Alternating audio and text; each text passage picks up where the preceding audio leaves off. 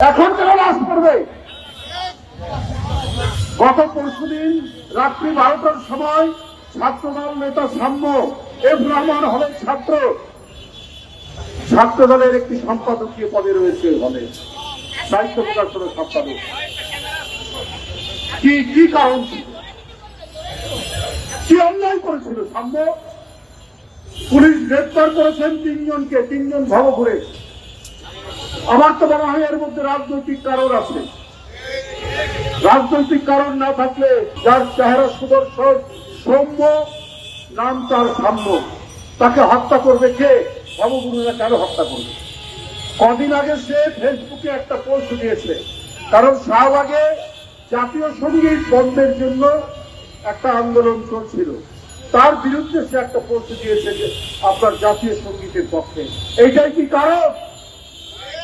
আমরা দেখেছি ফাঁসিবাদের আমলে পার্শ্ববর্তী দেশের আগ্রাসনের বিরুদ্ধে, পানি আগ্রাসনের বিরুদ্ধে কথা বলতে গিয়ে আফরারকে হত্যা করা হয়।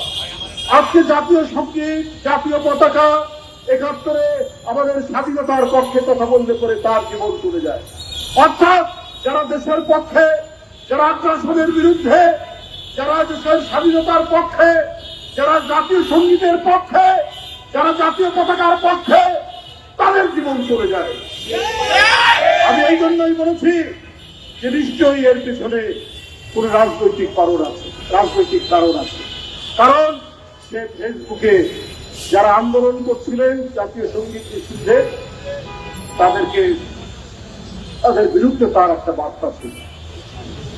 এটাই কি কারণ?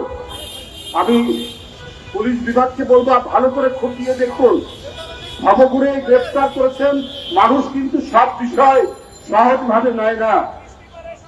সহজভাবে নিত যদি এই ডিপার্টমেন্টটি সবসময় আপনার সত্য এবং ন্যায় অনুসন্ধান করে যথাযথ ব্যবস্থা নিত, কিন্তু সেইটা তারা নেননি।